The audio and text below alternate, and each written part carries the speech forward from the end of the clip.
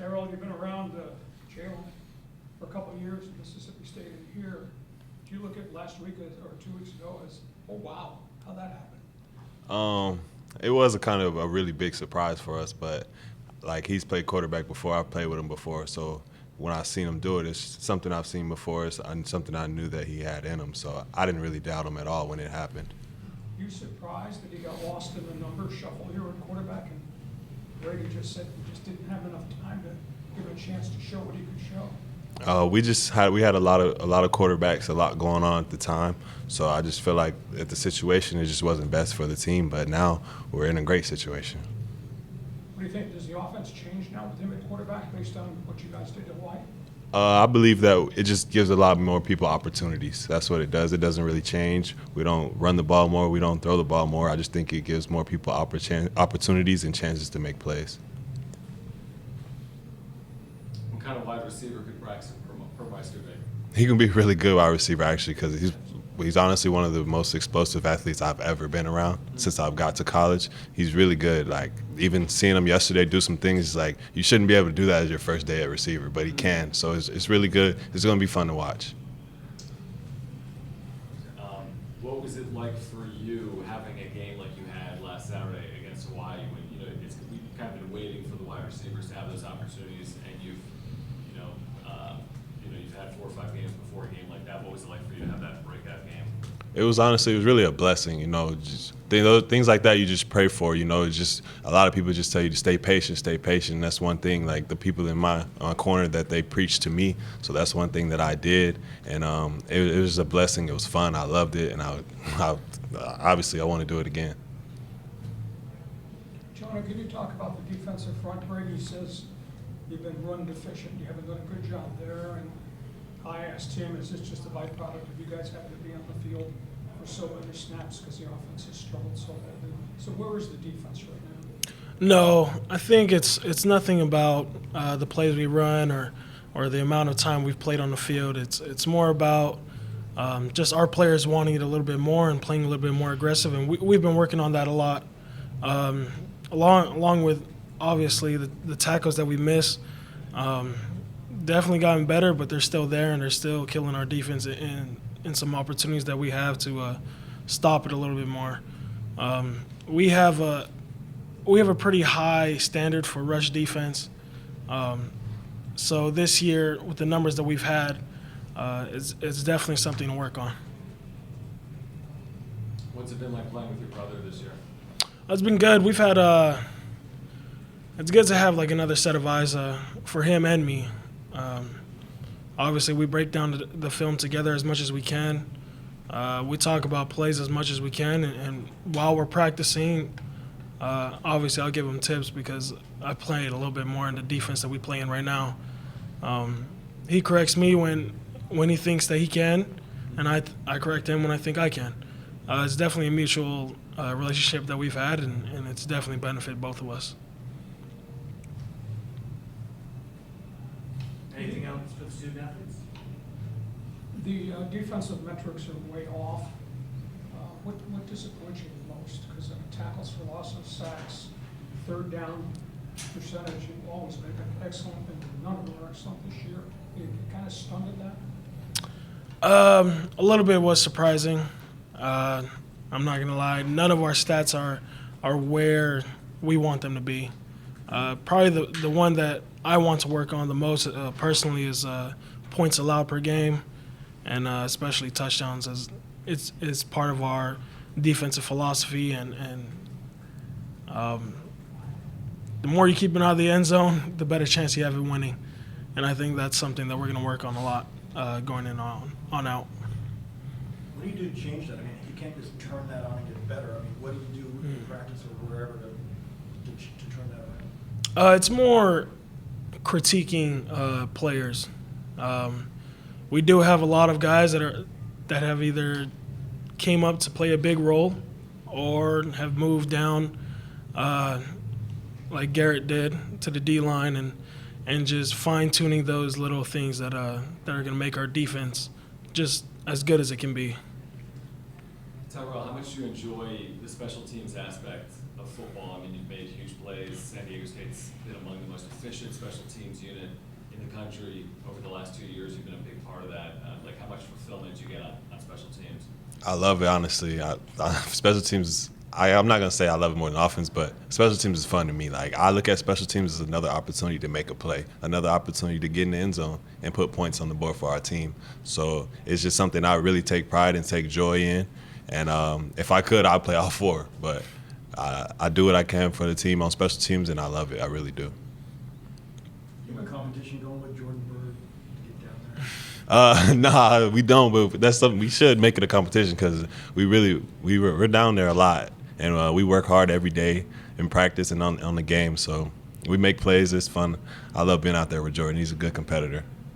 Tyrell, how hard has it been to have 4 different quarterbacks in 6 games? It's been hard. It's been difficult, but it's nothing that I feel like me and this receiver unit isn't built for, honestly. Like, we've been through a lot. You know, there's been a lot going on since I've been here and even before I've been here with guys that are still here. So I just feel like it's something that we're built for and we're prepared for. Is there much difference between getting a ball from a right-handed quarterback and a left-handed quarterback? It is. It's a little different. The spin comes out different. The rotation on the ball is a little different. So it is different, but it's not too big. Minor adjustments, you know, you can make during the week that will prepare you for the weekend. So once you're in the game itself, you're not really thinking about it. Yeah, you're good. When I caught the first pass from Jalen, it came out so weird. I think I dropped it, but after that, like, I just had to adjust, you know, and get back to it and recognize that it is coming from a lefty now that I haven't seen in forever. But it's something that we'll be okay with. Hey, a question for both of you. Through the 3-3 start, do you really know what kind of team you have? Or is this a chance coming off this bye to create an identity for Nevada, Fresno, Air Force, and the guys you still got to play? Do you know who you are yet? I think it's a work in progress. I think we lost a little bit in the beginning of the season, and I think every week after that we started to build a little bit more and build a little bit more and build a little bit more. Obviously, the fruits of our labor kind of showed a little bit in Hawaii. We have a little bit of a break during the bye week, and we definitely worked hard. So I'm excited to see what our team has in store for us, and obviously I think the offensive changes and the defensive changes that we've made have been good to put us into a good place to win the championship. I think this team is nowhere close to the ceiling that we're capable of reaching. Honestly, there's so much talent on this team, offensively and defensively, and we've ran into so many struggles. Well, not so many struggles, just obstacle courses so far in this season, like losing an offensive coordinator, you know. Then we have a quarterback leave, and then a starting quarterback gets hurt, and then we bring another guy over from the defense. Like, it's just a lot of things going on that I feel like we just haven't been able to, like, come together as one yet and be able to perform and showcase our talents on the maximum level that I know we're capable of doing.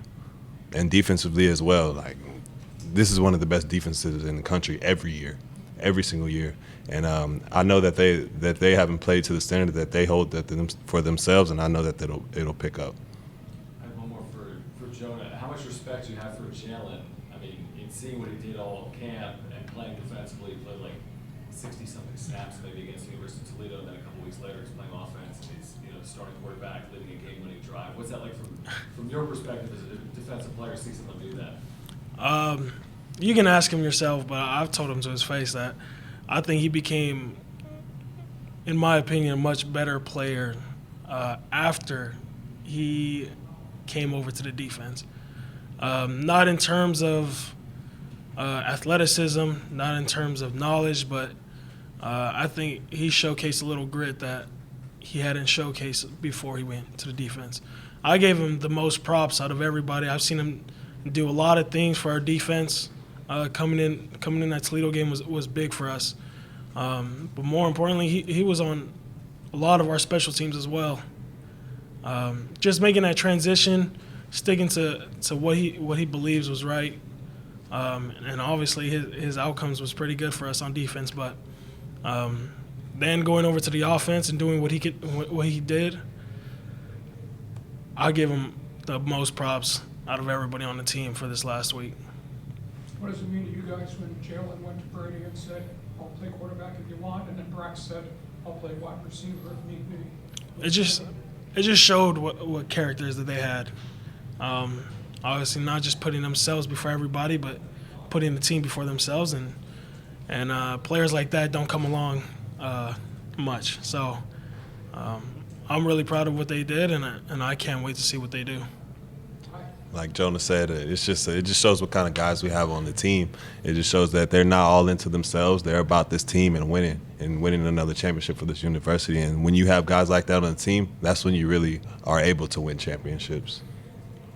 Earlier this season, C.J. Stroud from Ohio State said that he felt like the football players could beat the basketball players in basketball, and not the basketball players in the team. Curious if either of you guys play pickup with the basketball players, and are there some good basketball players on the football team? Could you guys beat them if you played?